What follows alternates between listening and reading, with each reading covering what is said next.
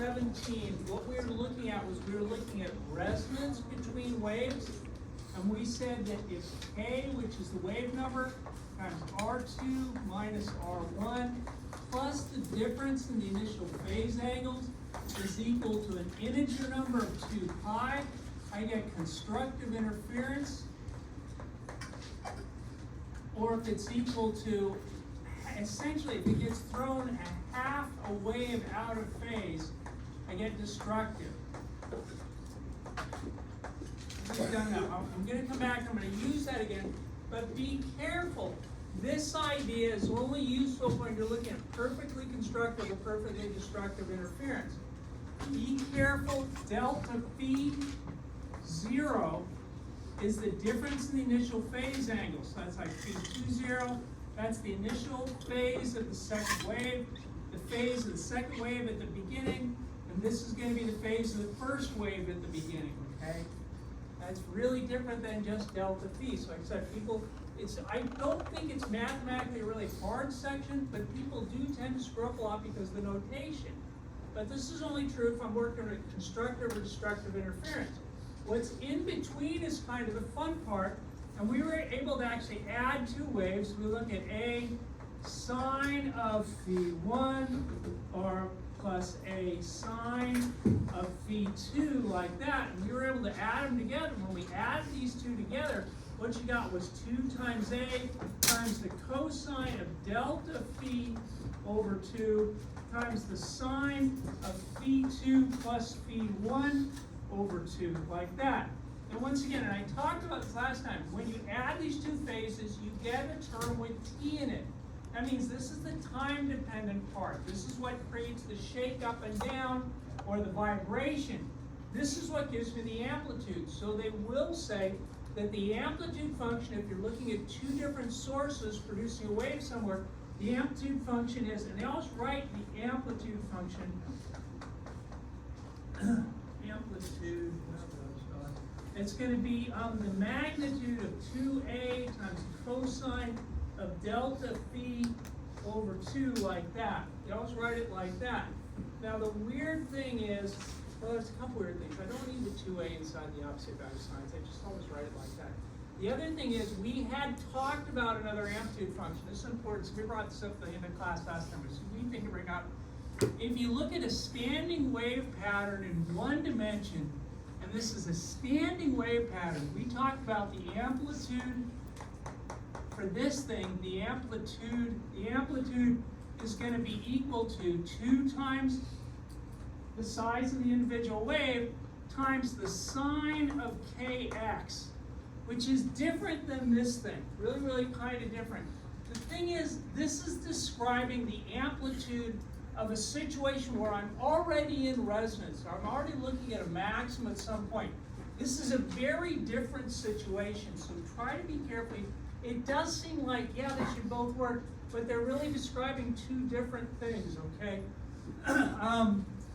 This is just working essentially in a one-dimensional standing wave pattern, adding a wave in one dimension. Yeah, I can do this, but when I start looking at 3 dimensions, and like I said, this is most useful when it's not in resonance. This is only useful when this thing is in resonance. So like I said, it's describing two different things. But that's not what I wanted to do today. I wanted to talk about thin film interference again. And with thin films, you can do thin film interference using this thing, because you're really looking at a maximum bright reflection or a cancellation. So I could use this idea to do that. That's what the book does. I don't like the book's explanation. It doesn't make a whole lot of sense to me. I want to show you the way I do it, and the truth is, there's only 4 examples you can have, period. Say my thin film, and why it has to be a thin film is actually really kind of an interesting problem. It has to do with the interaction of the waves when they get bounced around inside here, but this does have to be a relatively thin film compared to the wavelength, okay? We're always going to start in this book. You don't have to, but in this book, we're always going to start off with an index error fraction of 1, okay? This material is going to have some sort of different index error fraction just let me just say it's like water, 1.33, and let me say I've got it sat on top of glass, so this is 1.5. The first thing I have to do when I do, like I said, I'm going to explain this a couple different ways, but I did talk about this last time, that if you go from a faster to a slower material, okay, if you go from faster to slower, the reflected wave is reflected 180 degrees out of phase. And this is a tough thing. Once you get comfortable with it, it's good. What I'm going to say is I'm going from a faster to slower material, and there's a lot of interesting philosophical questions. If this bounces off and it doesn't even go inside there, how does it know that this is a slower material? It's actually a real interesting problem. What happens anytime you get this thing where you get a total reflection or something like that, actually some of the wave goes inside here a little bit. So very difficult experiment to do because you have to be able to deal with real thin slices. But some of this wave, even though I'm going to say, yeah, it might reflect off, some of it goes all the way inside here because it has to know to reflect off upside down. So I'm going from faster. Remember, the smaller n is, the faster light goes in that material. So it's going to reflect 180 degrees out of phase. Well, how am I going to represent that? And the way I always think of it is I draw an arrow. It comes in at some phase, and it might not be straight up and down. You guys know the phase, which is really this stuff inside here. I mean, if you looked at the wave's got some sort of pattern. It's going to be a sine of kx minus omega t plus phi, like that. This is going to change depending on what the position is and what the time is, but it will have some phase, something. Remember, we call this the phase of the wave. It'll have some phase when it hits here. I'm going to represent that as an up arrow. Now, if it bounces off out of phase, which it does when I go from faster to slow material, this will have to be flipped. Okay, and that's how I'm going to represent it. Like I said, you can do this the way the book does it. This is the same thing. It's just, I think it's a better explanation. Light that travels through will stay in phase. So whatever phase this was, this will stay the same sort of phase. And when I go again from a faster to slow, right, because the bigger n is, the slower light goes, it'll reflect out of phase. So this will reflect upside down here. Anything that travels through will stay out of phase like that. And I look at those things and I go, wow, it looks like they've lined up. Now, I got to look at two different problems. I either want a nice bright reflection, or I don't want any reflection. If I don't want any reflection, that means all light gets transferred through. That certain type of wavelength, instead of bouncing off, would actually go through. So I got two things I want to deal with. And once you get this, it's kind of the same thing. Say I want a bright reflection. You want the light to bounce off of blue light. Let's say the blue light is 450 nanometers. I want a bright reflection because it would be different with a different wavelength. But I want a bright reflection of 450 nanometer light. So I go, okay, well, the nice thing is these are already lined up. So if I get, like I said, they look upside down like that, but they're pointing in the same direction. So they have the same phase, so they would be in phase, and that's when I get constructive interference. So these things are already in phase. The problem is this one wave has to travel down here and then bounce back up like this. So what I want it to do, so that I don't change this at all, is I want it to travel an integer number of wavelengths inside here. Okay, because if I go an integer number of wavelengths, whatever phase it is here, it'll be the same phase when it bounces off here. And well, this phase is up, this phase is down, this phase is down. I could get constructive interference if I say the total path difference. And the nice thing about doing it this way is you always start with 2D equals. The path difference, 2D, has to be equal to keep these in phase. It has to be equal to an integer number of the wavelengths. Okay. The problem is, be careful. What's the wavelength inside here? Now, we did this and talked about it a little bit, but this is a long time ago. If you have some sort of wave and it's got some sort of wavelength in a vacuum, and yeah, we're going to pretend error, the index of refraction of error is actually like 1.004, which is so close to 1, we just pretend it behaves like a vacuum. Okay? If the wavelength is lambda in a vacuum, it's lambda over the index of refraction in a material. Okay, wavelength actually changes. Frequency doesn't change, wavelength changes. So the wavelength inside here is actually 450 nanometers divided by 1.33. And I can solve for that. And the first problem is you go, wait a minute, n's a counter n can be a lot of things. Yeah, there are a lot of thicknesses that could work. Like I said, it becomes problematic when n starts to get really big. And I don't want to get into that at all. It's a fun problem. But if this thickness becomes relatively large compared to the wavelength, the thin film interference doesn't work anymore. And that's kind of a mess, so I don't want to get into it. But what they will normally do is they'll say, find the thinnest coating you could use. Well, the thinnest coating I could use would be the smallest n. Now, obviously, if I call n 0, the coating would be 0 thickness. That doesn't make any sense at all. So the smallest coating is going to be n equals 1. So 2 times d equals, this is going to be 1 times 450 nanometers divided by 1.33. And you could solve for the thickness. Because d, just divide both sides by d. Like that. That would be the thickness, okay? Let me keep the same orientation and say I want no reflection.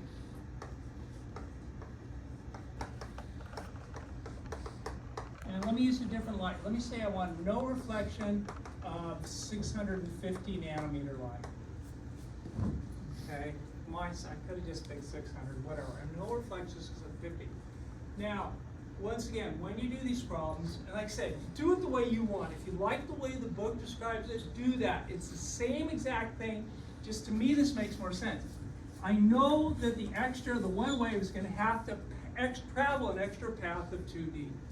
And once again, you would look at that and say, hey, wait a minute, if this thickness is d, this is a little bit longer than d because it's an angle. Remember, we're pretending that we're looking at it straight up and down. We're not hassling with the angles. It's not impossible to do that.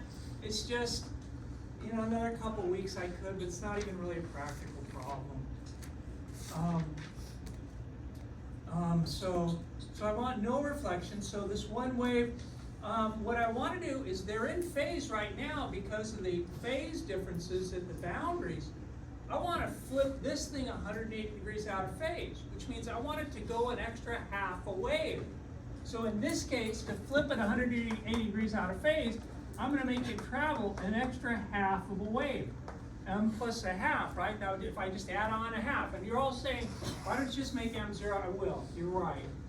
But whatever, if I throw it off by half a wavelength, that'll put them out of phase. That'll put them 180 degrees out of phase. So once again, this is going to be the wavelength, but I got to go, oh yeah, it's really the wavelength inside that material, which is 650 nanometers divided by 1.33 like that. Once again, you could do this however I get. D is equal to 1/2 times m plus a half times 650 nanometers divided by 1.33, but you would all say, and the book will always ask, and they'll always ask, what's the thinnest coating you could use? And you look at your counter, and do be careful because people will do this differently. The distance has to be some relative positive distance. And to get the smallest value for D, I'm going to say, oh yeah, let's pick M to be 0. So the coating would be like 650 nanometers divided by 4 times 1.33. Okay? Any questions on that one? The next two are the other two. There's only 4 possible problems you'll get, although you can do variations. The basic 4 problems are these 4. Let me change this problem just a little bit. Let me say the oil coating, I put oil on top of it instead of water. And let me say the index of fraction of this oil is going to be 1.8. So now, how do I get a bright reflection of 450 nanometer light? And how do I get no reflection of 650 nanometer light? And once again, start off drawing the arrows, because they'll change. This has changed.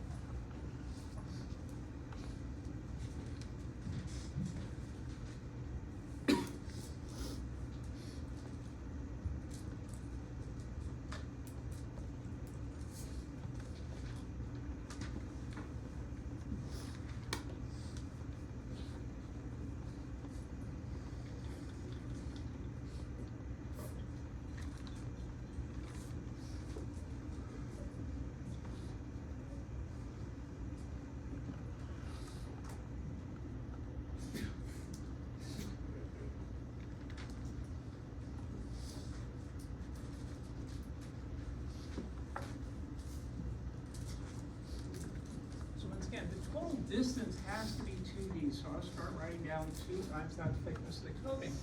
Now, man, my wave's gonna come in like this. I always do it pointing up. You can do it pointing down, whatever. It's just when it hits a slower surface, it's gonna have to reflect 180 degrees out of phase. So I draw that as an arrow pointing downward. This means whatever phase it is when it hit here, it'd be 180 degrees out of phase when it came out. And then I gotta look at this and I say, well, you know, any wave that passes through stays, doesn't flip or change at the boundary. But I get to this point right here, I'm going from a slower, right, bigger N is the slower light travels, into a faster material, so this doesn't flip out of phase. It stays in phase when it reflects like that. It stays in phase, and when it travels through, it stays in phase. So now I got two that look like they're inherently out of phase. They are inherently out of phase. I have to say to myself, how much farther do I have to make this wave travel to put them back in phase? So like I said, there's essentially, they're half a wave out of phase. I want this to travel an extra half a wave. So I want this distance to be, once again, call it m plus a half times the wavelength, but the wavelength inside there is 450 nanometers divided by the index of refraction, 1.8. And I could use that and I can figure out what the coating is, okay? I can figure out what the thickness of the coating is. You know, once again, you'll probably say, yeah, the thinnest coating, and always write the counters down and then get rid of them when you figure out you can get rid of them. Yeah, I can pick M to be 0. So D is going to be equal to 450 nanometers divided by 2 times 2 times 1.8. That's the coating, okay? Take a second, do the last one. Do the last one, because it's, I mean, you kind of know where it is. Like I said, these are basically the 4 basic problems you can do with this. There are some interesting, no, not really. You can't, you can do some fun things with this, but they become more geometry problems.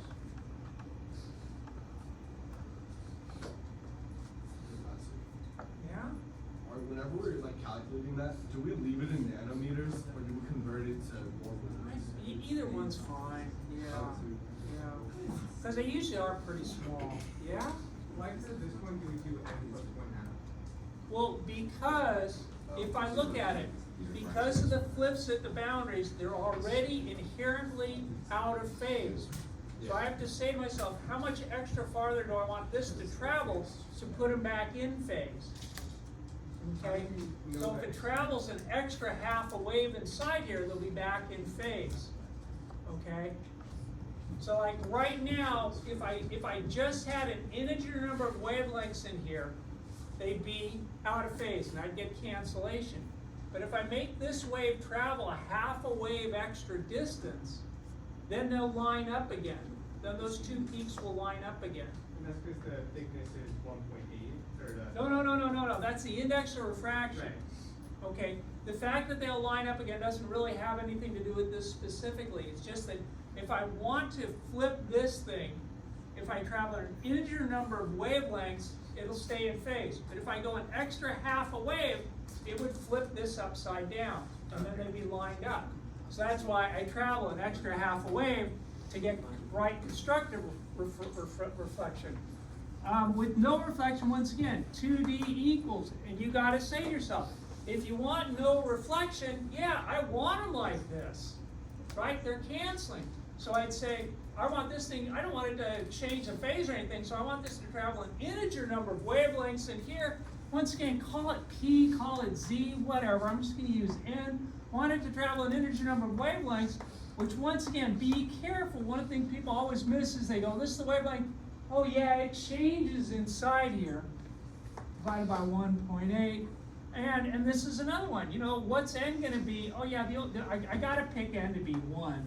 So I get D is going to be equal to 650 nanometers divided by 2 times 1.8, whatever that comes out to be. Okay? And those are really the only 4 cases you're going to see. If you like the way the book does it, that's great. And just, to me, adding up the waves always made more sense, but it's whatever. I want to do another example with these things. Say I got, does anybody have any questions on this?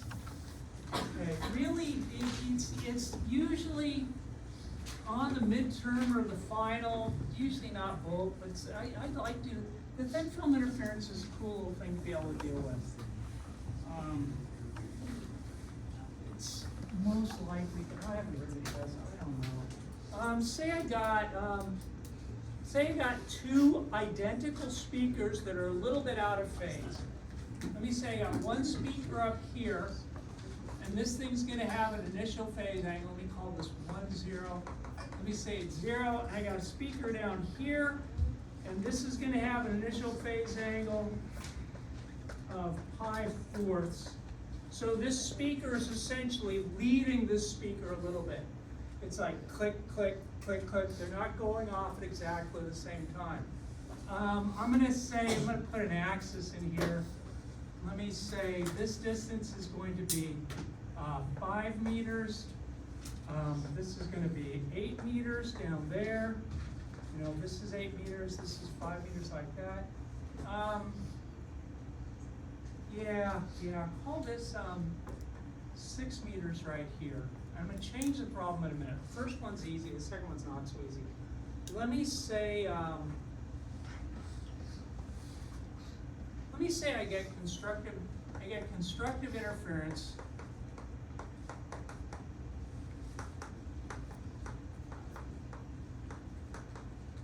at 6 meters, 0, right here. I get constructive interference. What's the wavelength have to be? And what's interesting is there's actually a lot of choices. You'll get a formula for it.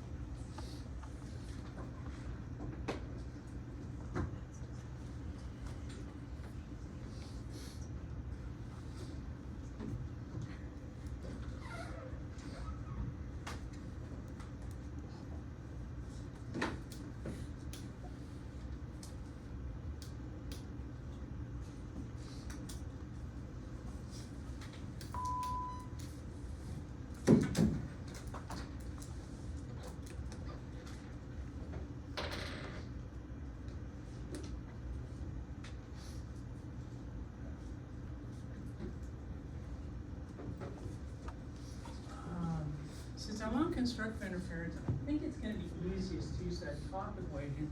So you get K times R2 minus R1 plus the difference in the initial phase angles. For constructive interference, I know this is going to be an integer number of 2 pi. So, okay, K is 2 pi over the wavelength. That's the wave number. R2, I think I picked these nice. I think this is going to be like 10 meters. And this one comes out to be like, what is it? 25 plus 36 equals, this is like 7.81 meters, I think. So R2 minus R1 is going to be 10 meters minus 7.81 meters, like that. Plus the difference in the phases is going to be phi 0, which is pi/4, minus the other phase, initial phase, which is 0. I want this to be equal to n times 2 pi. You really could cancel the pi's out at this point, but I'm just going to kind of leave it for a little bit. Just think plus. Let's call this 2 pi over lambda times, I think it's going to be like 2.19 meters equals, if I move this over onto this side, it's n times 2 pi minus pi/4. Okay, and I want to solve for lambda, so that's going to be 2 pi times 2.19 meters divided by n times 2 pi minus pi/4 equals the wavelength. So I got an equation for the wavelengths. The first thing you'd say right away is what n do you want to pick? Once again, if I pick n to be 0, start at 0, I get a negative wavelength, which doesn't make any sense. So you probably say n equals 1, but n could be 2, n could be 3, n could be 4. there's a lot of different wavelengths that could give me resonance right here. What they'll normally ask for in the book is they'll say, what's the longest wavelength? And that would be when n is equal to 1. And then you just type that thing out. You get something like, oh, help, times 2 times pi equals divided by, that's going to be 7 divided by pi times 8 equals. I think you get that the wavelength is like almost, I tried to set up so it's 5 meters, but I don't think it's exactly, like 5.005 meters like that. I think that's what you get for the wavelength on that thing. Okay, so if you get constructive interference, this is from 2 sources, this is a real nice way to do it, or perfectly destructive interference. But if you get something in between, this doesn't work at all. I want to approach it this way. Okay, so this looks the same. I'm going to leave a lot of the same numbers up just to make it easy. But I'm going to say, I'm going to give you the wavelength. I'm going to say the wavelength is, let's say, oh, let's just say 2 meters. Say the wavelength is 2 meters. What's the amplitude at 6 meters, comma 0? At that position, what's the amplitude going to be? The amplitude of the interference. And like I said, it's not a maximum or a minimum. It's going to be somewhere in between. Let me give you, oh, I'm sorry. Let me say that each individual source, they're identical sources. Let me say A, which would be the amplitude for an individual source. I'm just going to do this in meters just to make it easy. Because it could be lots of different things. It could be sound intensity, it could be whatever. But let me just say it's 0.004 meters. So it could be a lot of different things. I'm just doing it in meters just to make it easy to look at.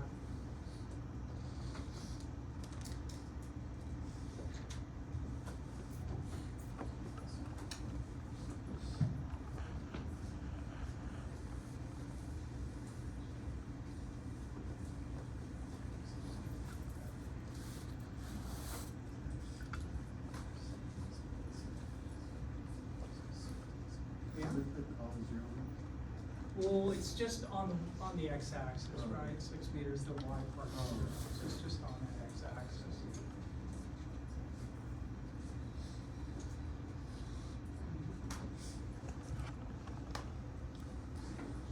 Okay.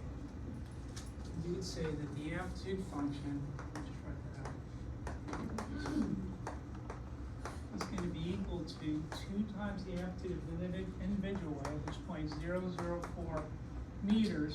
And once again, I should have absolute values outside the whole thing.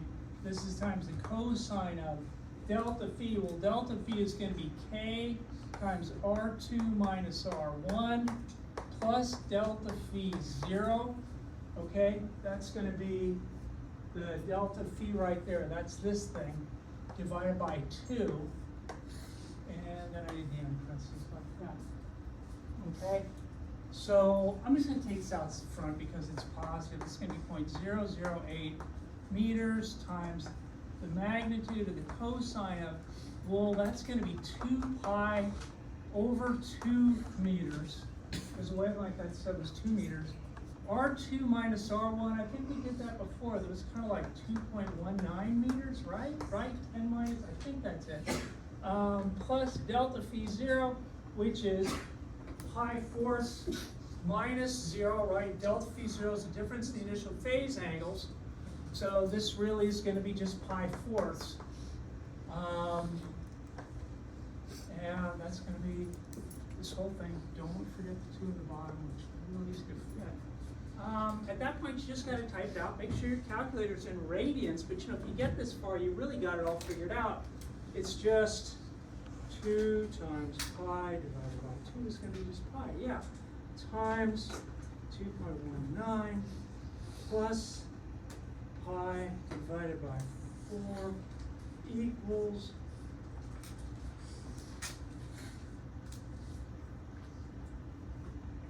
just pi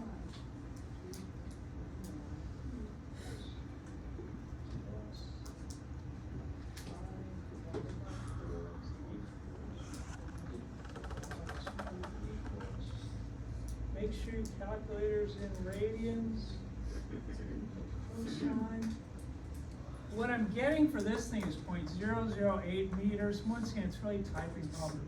This is like minus 0.7705. And you'd say, well, the opposite values, just get rid of the positive sign, times 0.008 is, and what the heck? No. Hey, right.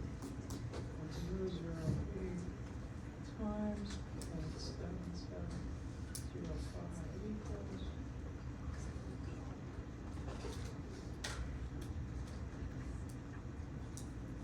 Do you get 0.00616 meters?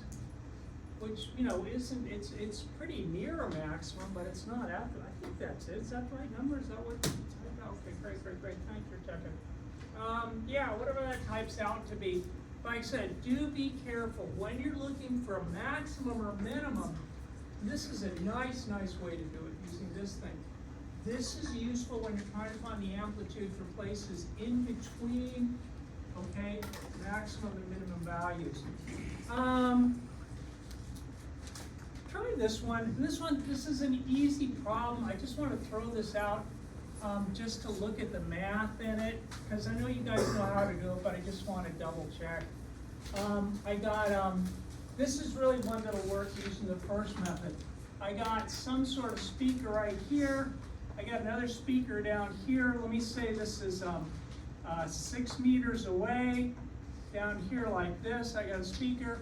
And they're both putting out identical frequencies, identical wavelengths.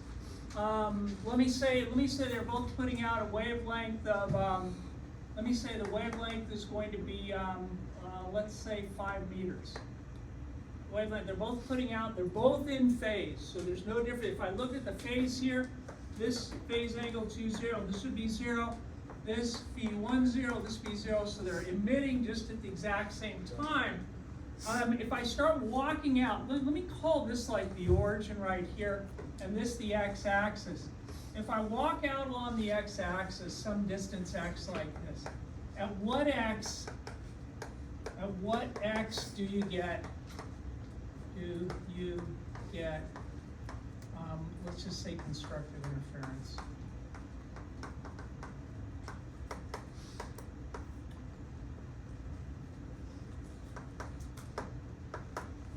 You know, if you want destructive interference, you just change it by half a wave or half or pi, depending on how you set it up.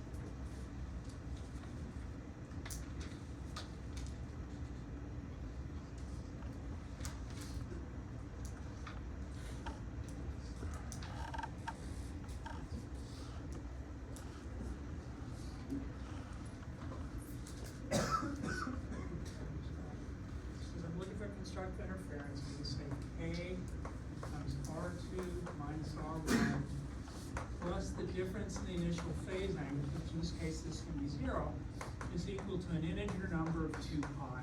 That's how I know I get constructive interference, okay? So I would say, well, okay, I know that this is going to be 0, because the difference, they're both the same, so the difference between 0. K is 2 pi over the wavelength, which is 5 meters. R2 is going to be, and it's always better, you don't have to do this, but it's always better when you do these problems that you arrange the problem, you choose which one's your first wave, which one's your second wave, so that R2 minus R1 is a positive value. If you've got a negative here, you can fix it depending on what your N is, but it's always going to make your life a lot easier if you arrange this so that, you know, if I had picked this length minus this length, I get a negative value, which is kind of a pain. Then I have to be kind of careful with my counter. It's just easier if you say, oh yeah, I'm going to pick this length minus this length, which is shorter. this length from here to here, real nice right triangle, you'd say this would be the square root of 6 meters squared plus x squared, right? That's what that would be. That's just going to be x. So this will be R2, which is the square root of 36 meters squared plus x squared minus x is going to be equal to an integer number of 2 pi.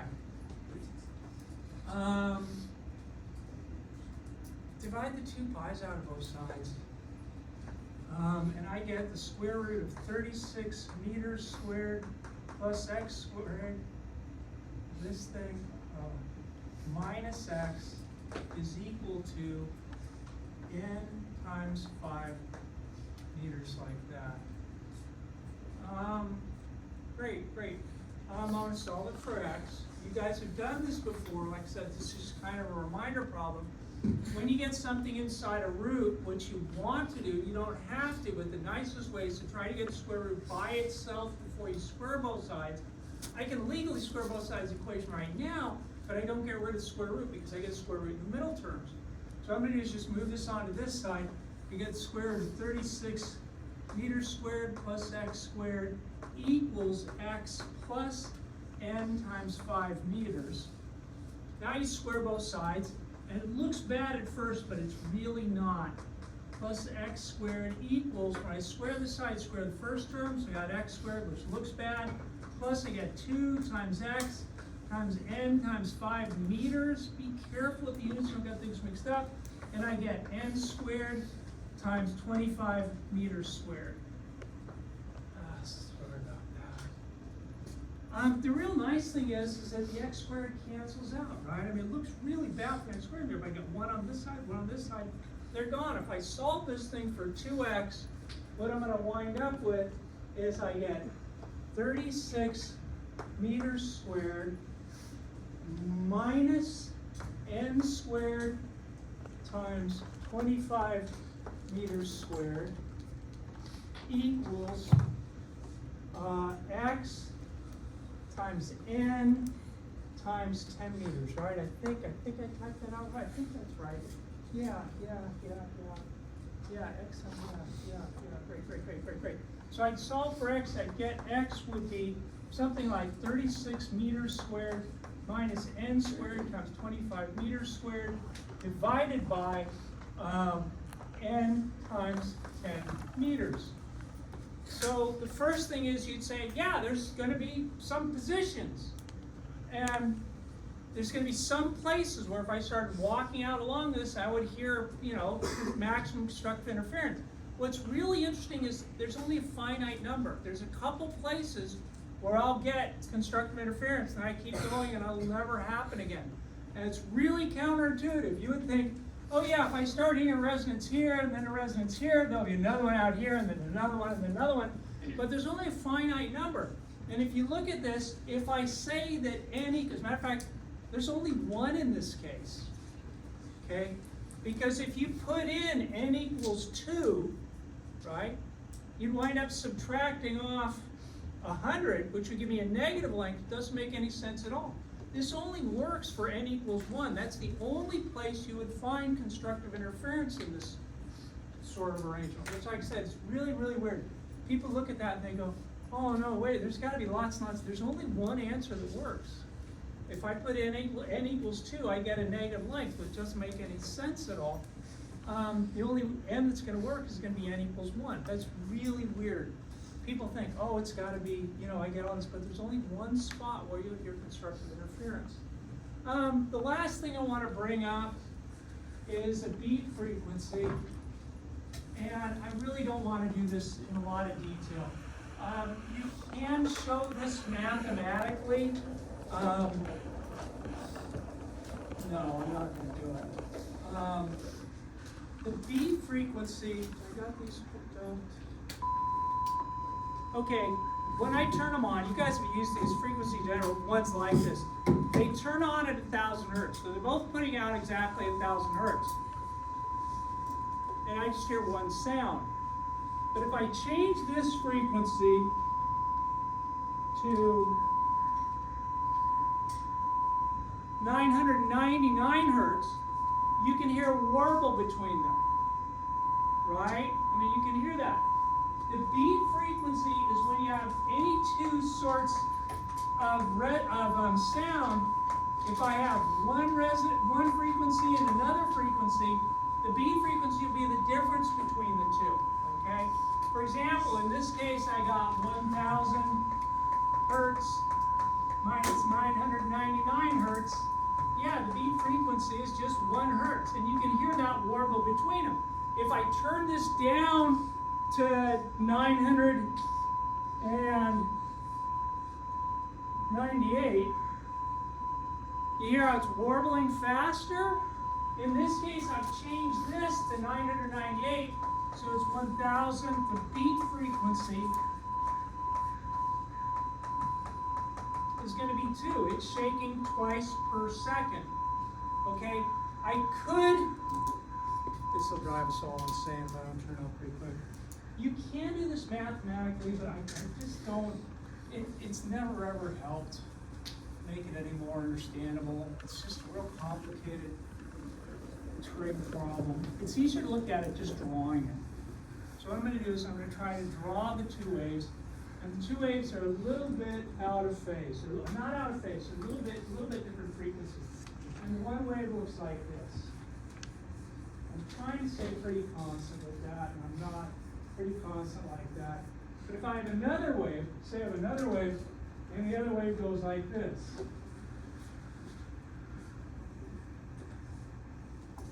Okay, they're different frequencies, right? So they're different wavelengths, but you would say, they're a little bit out of phase, a little bit out of phase, and right here, they're like exactly in phase. So every once in a while, what happens is that the two are exactly in phase at that instant, and that's when you hear that warble. And like I said, this just turns out to be the difference between the two resonance frequencies, but that's really all that's really happening. Like I said, I don't want to do that mathematically, it's a pain in the neck. I will say the one problem, you can do a lot of fun things with this when you complicate things. I have done some fun stuff with this, but I usually give people hands-on tests. But most of the tests in the book, most of the problems in the book are fairly straightforward. They'll give you something like this.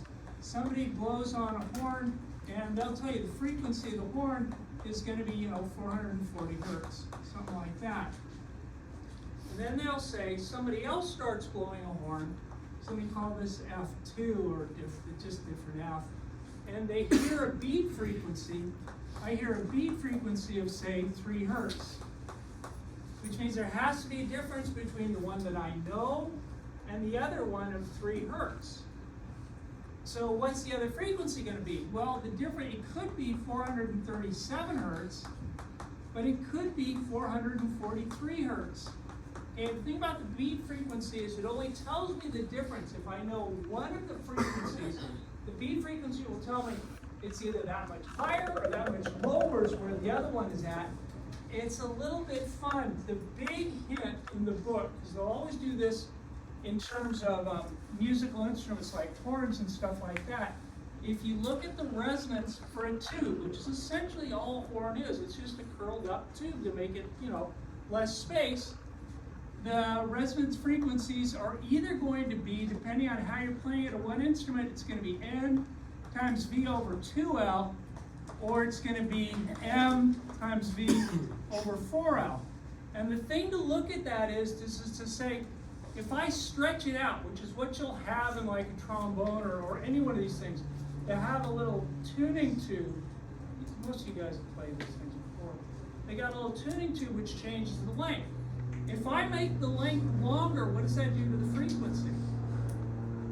If this gets bigger, the frequency goes down, right? That's the way to think of it.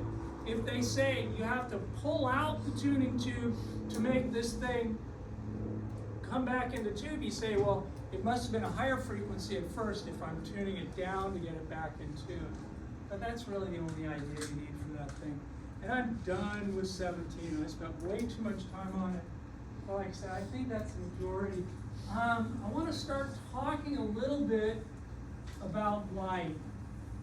Light, I won't say it's an awful thing. It's a wonderful thing to have around.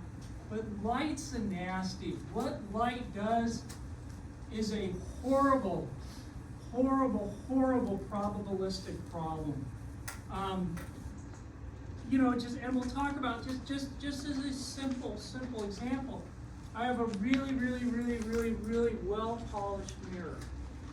And there's my surface, that's my mirror. If I throw one piece of light at it, what does it do? I got one little piece of light, it's got some sort of wavelength, it's gonna come down here, it's gonna hit this, what does it do? I have no idea. It might shoot off this way, it might shoot off this way, it might shoot off like that, it might shoot off like this. It might be absorbed by the material, it might just be swallowed in here. You guys stand out in the sun, you can feel light hit you and get absorbed and transfer its energy to you.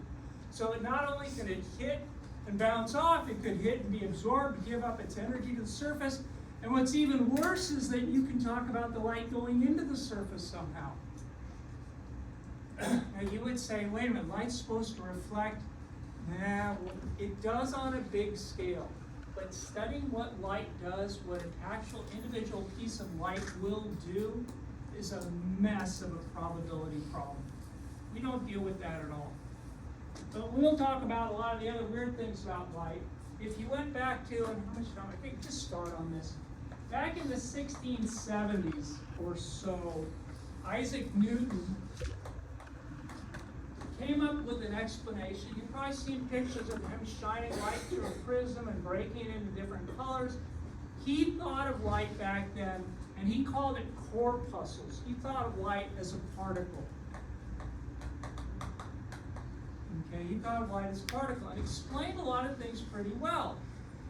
And then in about 1801, in fact, that was the year 1801, there was an English school teacher, Thomas Young.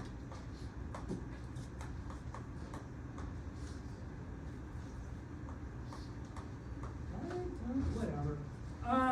Did the same experiment you guys did with the double slit. He did the same experiment you guys did, which is actually very interesting because if you think about 1801, there's no electric lights, there's no laser beams. How are you going to get your light source, and how are you going to make it into a fairly monochromatic beam? And that's actually the fun thing about what he did. Because, like I said, it's a real interesting way that he took light and put it through a bunch of different slits and a bunch of different pieces of glass to try to just get one type of light, which is really interesting. Like I said, 1801 he did this experiment, and like you guys did in lab, he showed that light has to behave like a wave. So light has to behave like a wave. Light does have wave properties. In 1905, Albert Einstein, I think I spelled that right, whatever.